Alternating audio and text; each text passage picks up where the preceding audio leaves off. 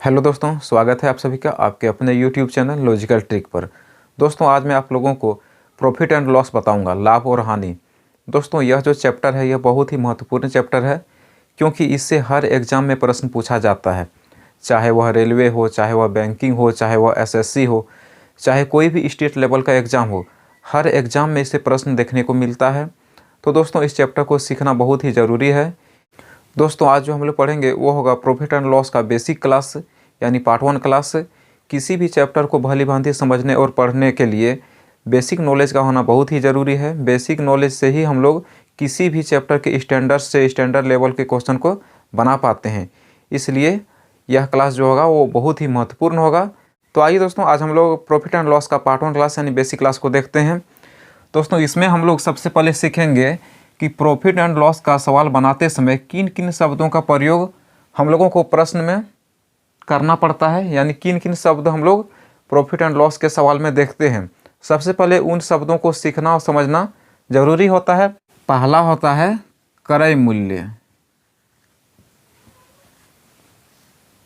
क्रय मूल्य,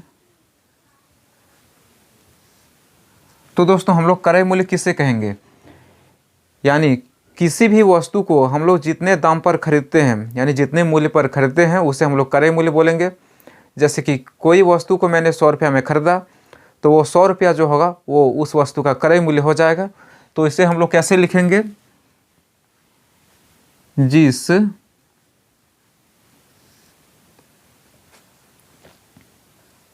मूल्य पर कोई वस्तु खरीदी जाती है,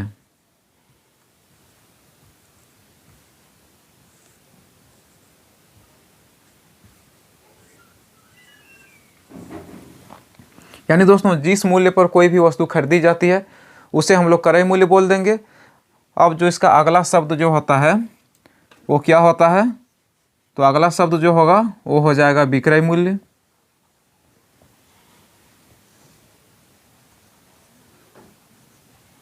तो अब इसे भी समझिए विक्रय मूल्य किसे कहते हैं।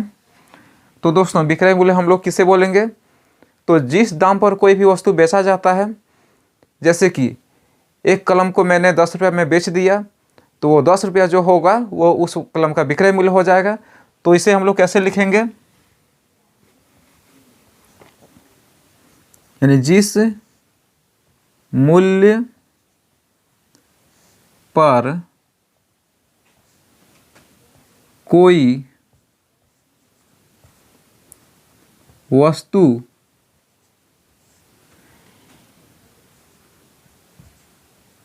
बेची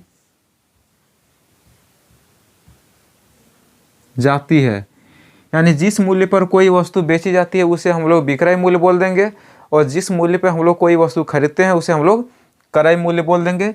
यही दोनों में अंतर है। देखिए खरीदी जाती है तो उसको हम लोग क्रय मूल्य बोल देंगे, और बेची जाती है तो इसे हम लोग विक्रय मूल्य कह देंगे।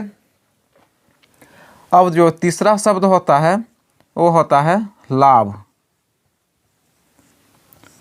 तो दोस्तों हम लोग लाभ किसे कहेंगे, यानी किसी भी वस्तु को बेचने पर हमें जो प्रॉफिट होता है तो उसे हम लोग लाभ कहते हैं। यानी किसी भी वस्तु को क्रय मूल्य से जितना अधिक में बेचा जाता है उसे हम लोग लाभ कहेंगे। जैसे कि किसी वस्तु का क्रय मूल्य 100 रुपया है, उसे मैंने 150 रुपया में बेच दिया तो वो 150 माइनस 100 बराबर 50 रुपया जो होगा वही उस वस्तु पर लाभ हो जाएगा। तो इसे हम लोग कैसे लिख सकते हैं, विक्रय मूल्य माइनस क्रय मूल्य। यानी दोस्तों कहने का मतलब हुआ कि विक्रय मूल्य में यदि हम लोग क्रय मूल्य को माइनस कर देंगे तो हम लोगों का लाभ निकल आएगा।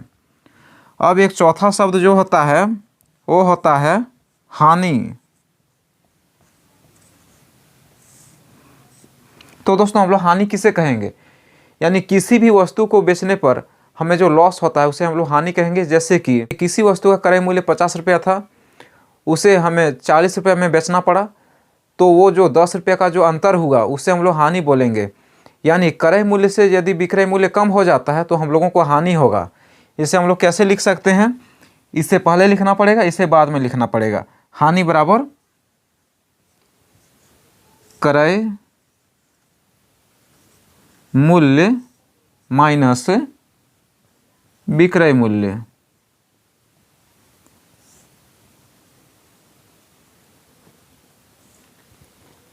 यानी दोस्तों अब आप लोगों को एक चीज़ समझ में आ गया होगा कि लाभ किस केस में होगा।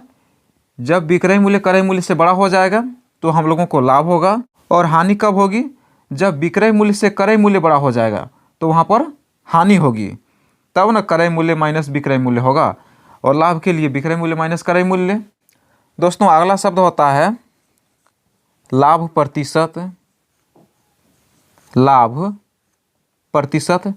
तो दोस्तों हम लोग लाभ प्रतिशत को कैसे समझेंगे, यानी किसी भी वस्तु को जब बेचने पर हमें लाभ होता है और उसी लाभ को जब हम लोग प्रतिशत में निकाल देते हैं तो हम लोग उसको लाभ प्रतिशत बोलते हैं। और एक अगला होता है हानि प्रतिशत। एक अगला क्या होता है,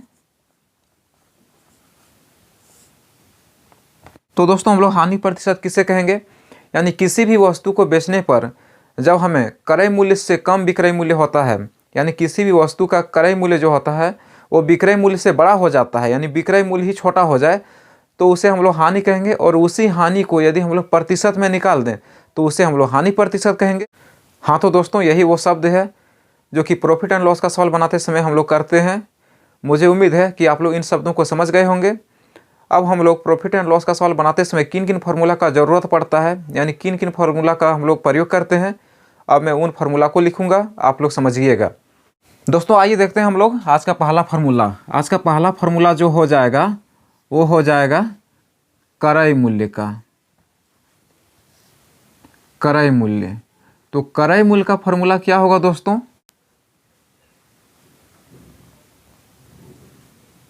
विक्रय मूल्य माइनस लाभ। यानी दोस्तों हम लोग विक्रय मूल्य में यदि लाभ को घटा देंगे तो हम लोगों का क्रय मूल्य निकल आएगा। दोस्तों क्रय मूल्य का एक और फार्मूला होता है, यानी विक्रय मूल्य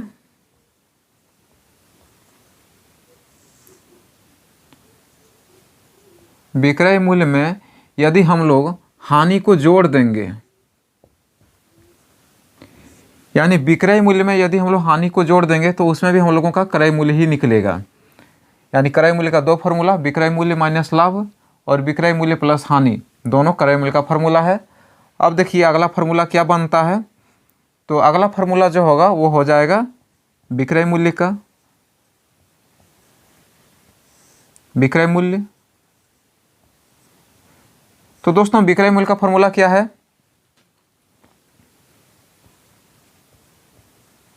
क्रय मूल्य प्लस लाभ। यानी दोस्तों यदि हम लोग क्रय मूल्य में लाभ को जोड़ देंगे तो हम लोगों का विक्रय मूल्य निकल आएगा। इसी का एक और फार्मूला होता है, तो अगला फार्मूला क्या होता है, क्रय मूल्य माइनस हानि। यानी दोस्तों यदि हम लोग क्रय मूल्य में हानि को यदि माइनस कर देंगे तो हम लोगों का विक्रय मूल्य निकल आएगा। यानी दोस्तों हम लोग लाभ के केस में विक्रय मूल्य निकालने के लिए इस फार्मूला का प्रयोग करेंगे, पहला फार्मूला का, और हम लोग हानि की स्थिति में विक्रय मूल्य निकालने के लिए इस फार्मूला का प्रयोग करेंगे। जस्ट इसी प्रकार हम लोग लाभ के स्थिति में क्रय मूल्य निकालने के लिए इस फार्मूला का प्रयोग करेंगे, और फिर हानि की स्थिति में क्रय मूल्य निकालने के लिए इस फार्मूला का प्रयोग करेंगे। यानी क्रय मूल्य का दो फार्मूला, उसी प्रकार विक्रय मूल्य का भी दो फार्मूला। अब दोस्तों देखिए अगला फार्मूला क्या बनता है, तो अगला फार्मूला जो होगा वो हो जाएगा लाभ। लाभ का फार्मूला क्या होगा, तो विक्रय मूल्य माइनस में हो जाएगा क्रय मूल्य,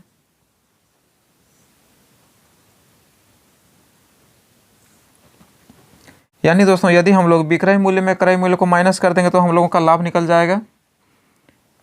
और अब अगला देखिए फॉर्मूला क्या बनता है। तो अगला फॉर्मूला जो होगा वो हो जाएगा हम लोगों का हानि।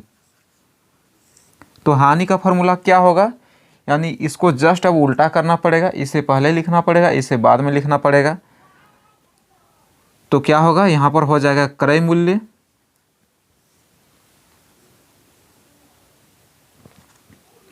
माइनस में अब की बार हो जाएगा विक्रय मूल्य।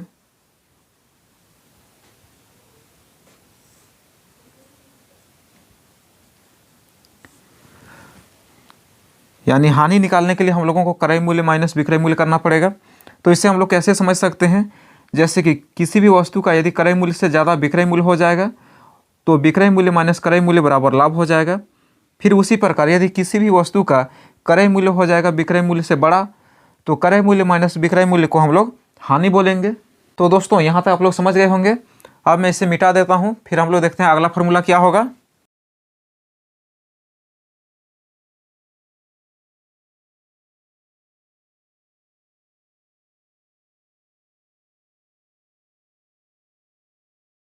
दोस्तों अब जो अगला फार्मूला होगा वो होगा प्रतिशत वाला फार्मूला।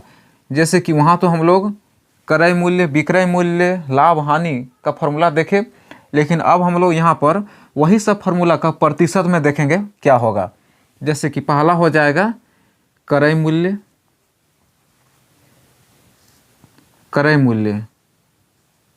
तो क्रय मूल्य का प्रतिशत में फार्मूला क्या होगा, तो यहाँ पर हो जाएगा विक्रय मूल्य गुना 100 बट्टा में हो जाएगा 100 प्लस में लाभ प्रतिशत। यानी दोस्तों यदि लाभ प्रतिशत में दिया रहेगा तो हम लोग क्रय मूल्य निकालने के लिए इस फार्मूला का प्रयोग करेंगे। जैसे कि विक्रय मूल्य को 100 से गुना कर देंगे और फिर 100 में लाभ जो प्रतिशत में दिया रहेगा उसे जोड़ के बट्टा में लिख देंगे तो हम लोगों का क्रय मूल्य निकल आएगा। इसी का एक और फार्मूला होता है दोस्तों, देखिए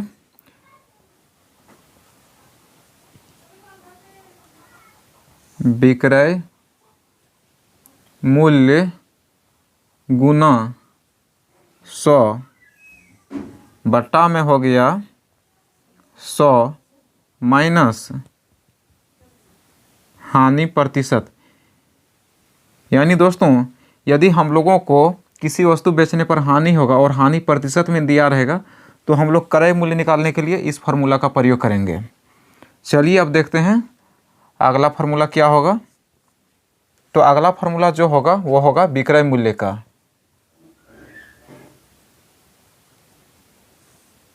विक्रय मूल्य का तो इसका फार्मूला क्या होगा, क्रय मूल्य गुना यहाँ पर हो जाएगा 100 प्लस में हो जाएगा लाभ प्रतिशत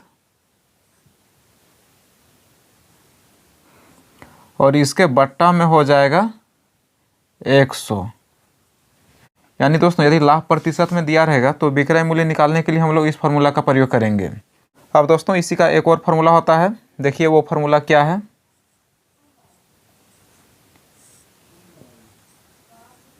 क्रय मूल्य गुना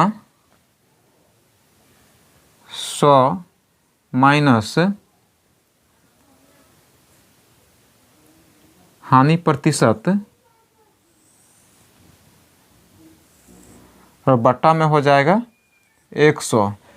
यानी दोस्तों यदि हम लोगों को हानि प्रतिशत में दिया रहेगा तो विक्रय मूल्य निकालने के लिए हम लोग इस फार्मूला का प्रयोग करेंगे। यहाँ तक तो आप लोग समझ गए दोस्तों। अब मैं इसे मिटा देता हूँ।